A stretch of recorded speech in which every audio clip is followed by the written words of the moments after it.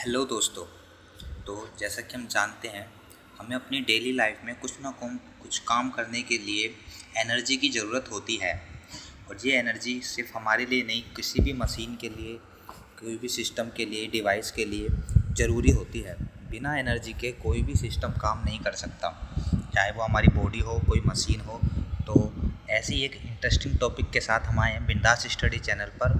और आज हम पढ़ने वाले हैं एनर्जी कंजर्वेशन के कुछ बेसिक से टर्म्स जो आपकी डेली लाइफ में बहुत ज़्यादा इंपॉर्टेंस रखते हैं।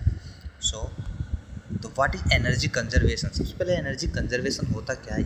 ज़्यादा से ज़्यादा एनर्जी वेस्टेज को रोकना, यानी कि एनर्जी की हो रही वेस्टेज को कम करना ही एनर्जी कंजर्वेशन है। इसका मतलब जितना आपको कहीं पर भी इलेक्ट्रिसिटी की, हीट की या अदर काइंड ऑफ एनर्जी की ज़रूरत है, सिर्फ उतनी ही एनर्जी अगर आप इस्तेमाल करते हो तो वो एक फ्रूटफुल एनर्जी है, यानी वेस्टेज उसमें बहुत कम हो रही है। तो आप एक तरीके से एनर्जी को कंजर्व कर रहे हैं। ठीक है दोस्तों, नेक्स्ट देखते हैं।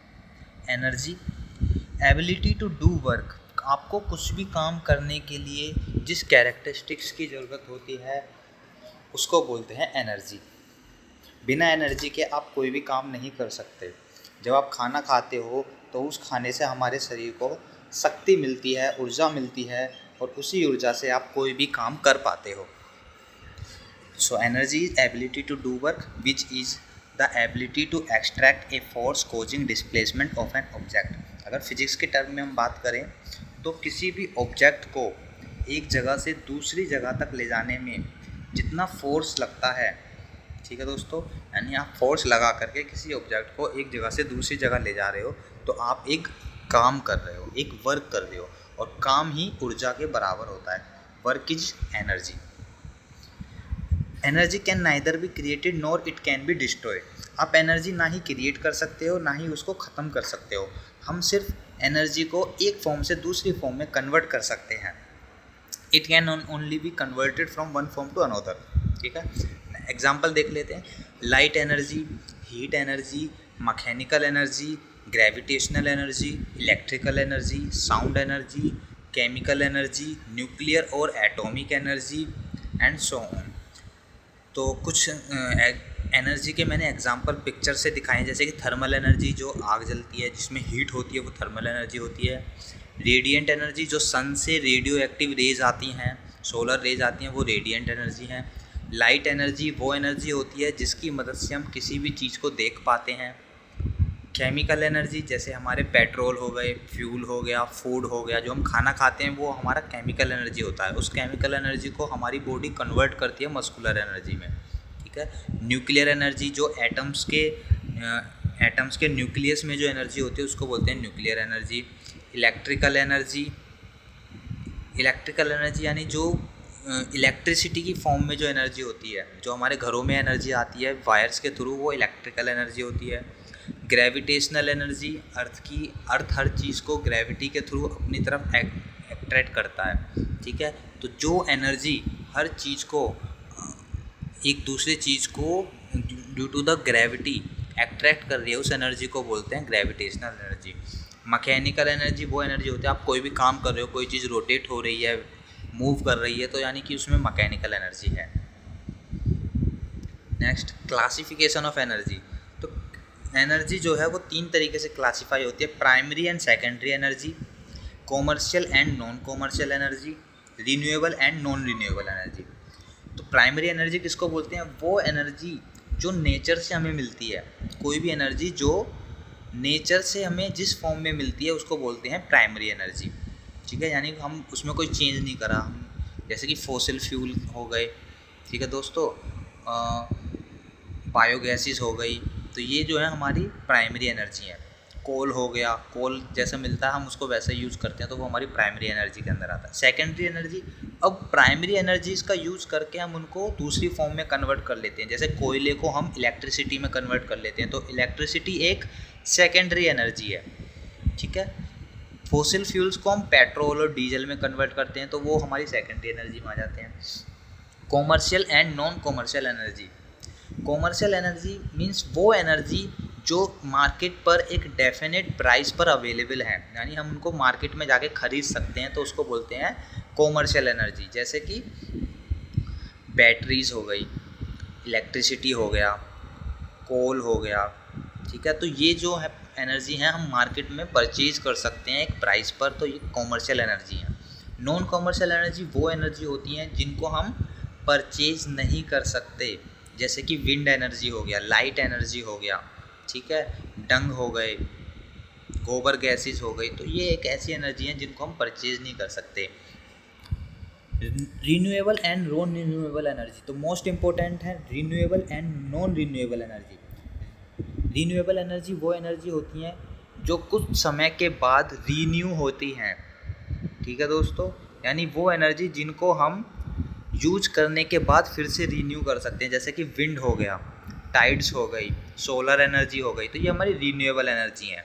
नॉन रीन्यूएबल एनर्जी वो एनर्जी होती हैं जो एक बार यूज हो गई तो वो ख़त्म हो जाती हैं, हम उनको वापस से जनरेट नहीं कर सकते, तो वो हमारी नॉन रीन्यूएबल एनर्जी में आ जाती हैं, ठीक है दोस्तों।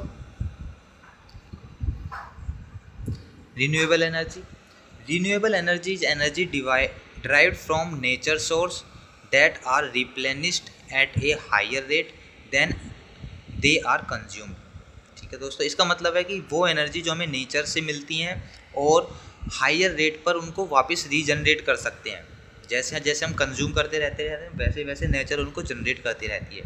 अब इसमें एग्जांपल कौन कौन से हैं एक बार देख लेते हैं।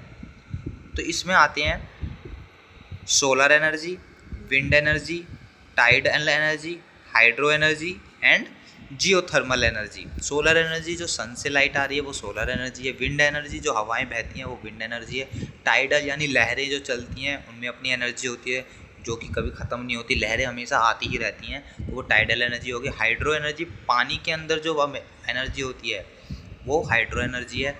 जियोथर्मल एनर्जी पृथ्वी के क्रस्ट में जो हीट है वो हीट है हमारी जियोथर्मल एनर्जी, ठीक है दोस्तों। रीन्यूएबल एनर्जी के कुछ एग्जांपल देख लीजिए। विंड एनर्जी का हम यूज करते हैं विंड टरबाइंस के थ्रू इलेक्ट्रिसिटी जनरेट करने के लिए। ये हमारा टरबाइन है, तो इस टरबाइन को रोटेट कर रही है ये हवा है, ये हवा ऐसे चल के आती है और ये बड़े बड़े पंखों से टकराती हैं, तो इसका ये फ़ैन रोटेट करने लगता है। ये फ़ैन डायरेक्टली जुड़ा होता है पीछे एक जनरेटर के थ्रू, और ये जनरेटर हमारा इलेक्ट्रिसिटी प्रोड्यूस करता है।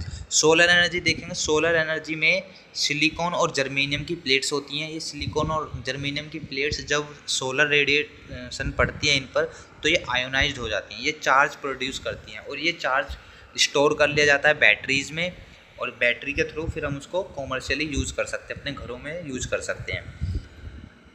हाइड्रो एनर्जी, जियोथर्मल एनर्जी जो अर्थ से हीट आ रही है, अर्थ की हीट को हम यूज़ करते हैं पानी को स्टीम में कन्वर्ट करने के लिए, ठीक है दोस्तों। तो पानी जब स्टीम में कन्वर्ट हो जाता है तो इस स्टीम को स्ट्राइक कराते हैं हम टरबाइंस पर, और टरबाइन जब रोटेट होता है तो वो एक जनरेटर को रोटेट करता है। टरबाइन के साथ में कपल यानी कि जुड़ा होता है हमारा जनरेटर, और जनरेटर जब रोटेट होता है तो वहाँ से इलेक्ट्रिसिटी जनरेट होती है, ठीक है दोस्तों। नेक्स्ट है हाइड्रो एनर्जी। ये डैम जो होते हैं दोस्तों, डैम आपने देखे होंगे, बांध जिसको बोलते हैं, तो वहाँ पर पानी स्टोर करके रखा जाता है एक हाइट पे, तो जैसे ही पानी जब नीचे गिरता है तो नीचे एक वो टरबाइन पर स्ट्राइक करता है। यहाँ पर देखोगे दोस्तों, तो यहाँ पर ये एक टरबाइन है जो पानी आ रहा है इधर से, उसके थ्रू वो रोटेट कर रहा है, और जैसे जैसे टरबाइन रोटेट होता है तो वही कॉन्सेप्ट है कि टरबाइन जैसे रोटेट होगा तो वो जनरेटर को रोटेट करेगा, और जब जनरेटर हमारा रोटेट होता है तो वो इलेक्ट्रोमैग्नेटिक फ्लक्स की मदद से इलेक्ट्रिसिटी प्रोड्यूस करता है। नेक्स्ट है हमारा बायोमास दोस्तों, बहुत ही अभी कम यूज हो रहा है बायोमास, बट जो हमारे बायोडिग्रेडेबल प्रोडक्ट्स होते हैं, बायोडिग्रेडेबल प्रोडक्ट्स को क्या करते हैं, उनको स्टोर करते हैं, ठीक है, काफ़ी दिनों तक स्टोर करके रखते हैं, तो वहाँ पे उनमें बायोडिग्रेडेबल होने लगते हैं, वो जैसे डिग्रेड होते हैं तो वो गैस प्रोड्यूस करते हैं, उनमें से गैस निकलती है, वो गैस जो होती है वो मीथेन गैस होती है। मीथेन गैस को हम यूज़ कर सकते हैं कॉमर्शियली आग जलाने के लिए, ठीक है दोस्तों। एलपीजी वगैरह की जो गैसें आती हैं उनमें मीथेन होता है मोस्टली। तो ये कुछ रीन्यूएबल एनर्जी के एग्जांपल्स हैं। नॉन रिन्यूएबल एनर्जी देख लेंगे। तो non renewable energy comes from source that will run out और will not be replenished in our life time और even in many life times. ठीक है दोस्तों, इसका मतलब है कि नॉन रिन्यूएबल एनर्जी वो सोर्स होते हैं जिनको हम कभी रिप्लेनिश्ड यानी कि वापस से जनरेट नहीं कर सकते, वापस पैदा नहीं कर सकते अपनी लाइफ टाइम में, और जो समय के साथ ख़त्म होते रहते हैं। Most non renewable energy source are fossil fuel, coal, petroleum. यानी कि जैसे दोस्तों फॉसिल फ्यूल है, आपने सुना होगा कि एक दिन हमारे फॉसिल फ्यूल पेट्रोल डीजल ख़त्म हो जाएंगे। क्यों? क्योंकि वो ज़मीन से आते हैं और वहाँ पर वो एक लिमिटेड क्वांटिटी में ही अवेलेबल हैं। कोयला भी हमारा ख़त्म होता रहता है दोस्तों, जैसे जैसे हम यूज़ करते रहते हैं, क्योंकि हम कोयला बना नहीं सकते हैं। Carbon is the main element in fossil fuel. ठीक है, जितने भी हमारे फॉसिल फ्यूल्स हैं उनमें मोस्टली कौन सा एलिमेंट होता है? कार्बन होता है दोस्तों। नेक्स्ट, ये कुछ एग्जांपल हैं जो नॉन रिन्यूएबल एनर्जी के जो सेक्टर्स हैं, जैसे ऑयल सेक्टर हो गया, कोल सेक्टर हो गया, नेचुरल गैसेस हो गई, न्यूक्लियर एनर्जी हो गई। तो ये लिमिटेड क्वांटिटी में ही अवेलेबल हैं दोस्तों। तो एक दिन ये सब चीज़ें ख़त्म हो जाएंगी, इसलिए हम धीरे धीरे करके बैटरीज और इलेक्ट्रिक व्हीकल्स पर कन्वर्ट हो रहे हैं, जिनको क्या है, बैटरी हमारी रिन्यूएबल एनर्जी में आती है, हम उनको वापस चार्ज कर सकते हैं, वापस जनरेट कर सकते हैं। ठीक है दोस्तों। नेक्स्ट है global fuel reserve. Global fuel reserve यानी किस किस देश में सबसे ज़्यादा फ्यूल रिजर्व है, कौन कौन सा देश सबसे ज़्यादा नेचुरल फॉसिल फ्यूल स्टोर करके रखता है। तो यहाँ पर अगर आप देखेंगे तो इसमें जो सबसे ज़्यादा क्वांटिटी है वो ये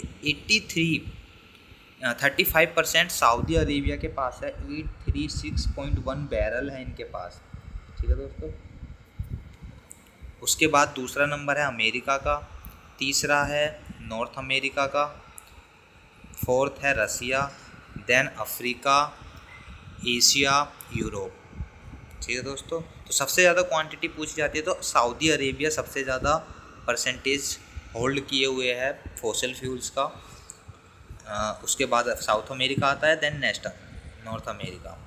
अकॉर्डिंग टू 2019 एस्टिमेट, ये जो चार्ट है 2019 के अकॉर्डिंग है, और जो अदर कंट्रीज़ के जो शेयर होल्डर्स हैं वो ये लिस्ट में दिए हुए हैं, ये भी आप एक बार देख सकते हैं।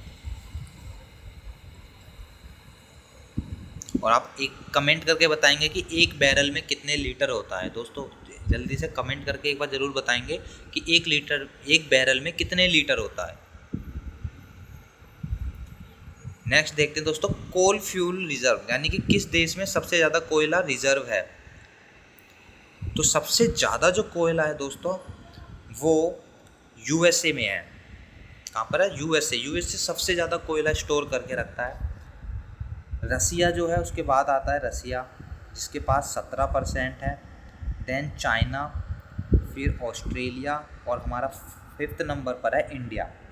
इंडिया भी इस लिस्ट में अच्छे खासी पोजीशन पर है। इंडिया में भी बहुत ज़्यादा कोयला मिलता है। झारखंड, बिहार, ये उड़ीसा, ये एरिया जो है वो ज़्यादा कोल रिजर्व करते हैं। तो सबसे नंबर 1 पर अगर पूछा जाएगा तो यूएसए है, और अगर इंडिया के लिए पूछा जाता है तो इंडिया 5th पोजीशन पे आता है विद 6.8% ग्लोबली, यानी विश्व में 6.8% कोयला इंडिया के पास है। नेक्स्ट है natural gas reserve. Natural gas reserve में दोस्तों रसिया सबसे ज़्यादा नेचुरल गैस रिजर्व स्टोर किए हुए है, रसिया के पास सबसे ज़्यादा है। उसके बाद है हमारा मिडिल ईस्ट, यानी कि ये हमारा सऊदी अरेबिया हो गया, यूरोप हो गया। तो यूरोप वाला जो एरिया है वो 2nd नंबर पर है। उसके बाद 3rd नंबर पर है अफ्रीका, 4th पर आता है हमारा साउथ अमेरिका, और 5th पर आता है हमारा नॉर्थ अमेरिका। ठीक है दोस्तों। तो इंडिया में ज़्यादा नेचुरल गैसेस नहीं पाए जाते हैं। ठीक है दोस्तों। तो सबसे ज़्यादा अगर पूछा जाता है तो रसिया में, और 2nd नंबर पर जब पूछते हैं तो वो है हमारा यूरोप। ठीक है फ्रेंड्स। नेक्स्ट है things to conserve energy, how to save energy at home. हम अपने घर पर रहकर ही कैसे एनर्जी को बचा सकते हैं। जैसे दोस्तों आपने सुना होगा, बोलते हैं कि पानी बचाना चाहिए, पानी का वेस्ट नहीं करना चाहिए, पानी के वेस्टेज को कम करना चाहिए। क्यों? क्योंकि एक दिन जो है वो ग्लोबली अर्थ के अंदर जो इतना पानी है वो हम ख़त्म कर देंगे। क्योंकि वहाँ पर एक लिमिटेड क्वांटिटी में पानी है और जिसको हम डेली वाइज डेली यूज़ करते रहते हैं, तो वो एक दिन ख़त्म हो जाएगा। तो उसको क्या हमें कंजर्व करना चाहिए। ऐसे ही जितने हमारे फ्यूल हैं, फॉसिल फ्यूल हैं, कोल फ्यूल हैं, उनको हमारे फ्यूचर में आने वाली जनरेशन के लिए, जो हमारे नए फॉसिल फ्यूल्स हैं, कोल फ्यूल है, फ्यूचर में आने वाली जनरेशन के लिए हमें कंजर्व करके रखना चाहिए। अगर सारा हम ही यूज़ कर लेंगे तो फ्यूचर में तो कुछ बचेगा ही नहीं। तो कैसे हम सेव कर सकते हैं वो देख लेते हैं एक बार दोस्तों। और ये चीज़ें आप सीरियसली अप्लाई करेंगे और आगे सभी को इस चीज़ के बारे में बताएंगे कि क्यों एनर्जी सेव करनी चाहिए, क्यों वाटर सेव करना चाहिए, क्योंकि आने वाली जनरेशन को भी उसका लाभ मिल सके। Turning of the light when leaving the room, जब आप कमरे से बाहर जा रहे हो तो लाइट्स को बंद कर दो क्योंकि वो वेस्टेज ऑफ एनर्जी है। यूज़ एलईडी लाइट्स यूज़ करनी चाहिए। क्योंकि वो कम एनर्जी कंज्यूम करती हैं और ज़्यादा आउटपुट देती हैं।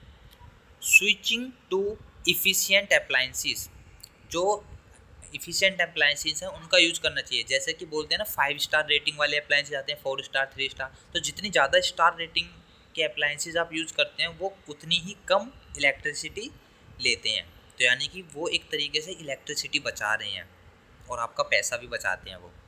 अनप्लग डिवाइस, जब हम डिवाइसेस को यूज़ नहीं कर रहे हैं तो उनको अनप्लग कर देना चाहिए, ना कि सिर्फ स्विच ऑफ करें। क्योंकि स्विच ऑफ जब आप करते हैं तब भी वो एक तरीके से कनेक्टेड ही रहता है, वो थोड़ी स्मॉल अमाउंट में एनर्जी कंज्यूम करता ही रहता है डिवाइस।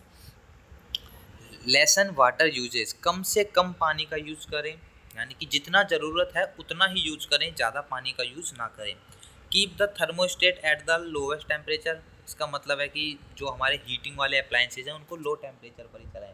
जैसे आपका एसी है, आपका एसी 22 डिग्री सेल्सियस पर चल रहा है, अगर आप उसको 16 पर चला रहे हैं तो 21 से जब आप 16 पर चलाते हैं तो वो ज़्यादा एनर्जी कंज्यूम करता है, ज़्यादा उसको कंप्रेसर वर्क करना पड़ता है। ठीक है दोस्तों, जब आप उसको यूज स्मार्ट ऑटोमेटेड डिवाइसेस, जितनी स्मार्ट डिवाइसेस हैं वो यूज़ करें, क्योंकि स्मार्ट डिवाइसेस खुद ही एनालाइज करती हैं और कम से कम इलेक्ट्रिसिटी यूज़ करती हैं, क्योंकि स्मार्ट डिवाइसेस में हल्के एलिमेंट्स यूज होते हैं जो कि कम पावर कंज्यूम करते हैं। ठीक है दोस्तों।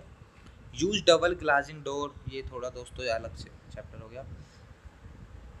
अगर इसमें कुछ आपको समझने लायक कुछ लगा हो और नेचर से रिलेटेड अगर कुछ चीज़ पता चली हो, जैसे कि हमारे एनर्जी का क्या यूज़ है, तो इसको लोगों के साथ शेयर करें और उनको अवेयर करें कि एनर्जी भी है जिसको हमें कंजर्व करना है, ना कि सिर्फ वाटर को तो कंजर्व करना ही है, एनर्जीज को भी कंजर्व करना है, ताकि जनरेशन जो हमारी नेक्स्ट आने वाले उनको भी एक आइडिया रहे कि कैसे हमारे जो पहले के लोग थे वो कैसे एनर्जी को यूज़ करते थे। तो अब धीरे धीरे हमारा सिस्टम सारा इलेक्ट्रिकल व्हीकल्स पे, सोलर प्लेट्स पर तो डिपेंड हो ही रहा है। ठीक है दोस्तों, तो अगर वीडियो अच्छी लगी हो तो इसे लाइक ज़रूर करें, हमारे चैनल को सब्सक्राइब ज़रूर करें और थैंक यू।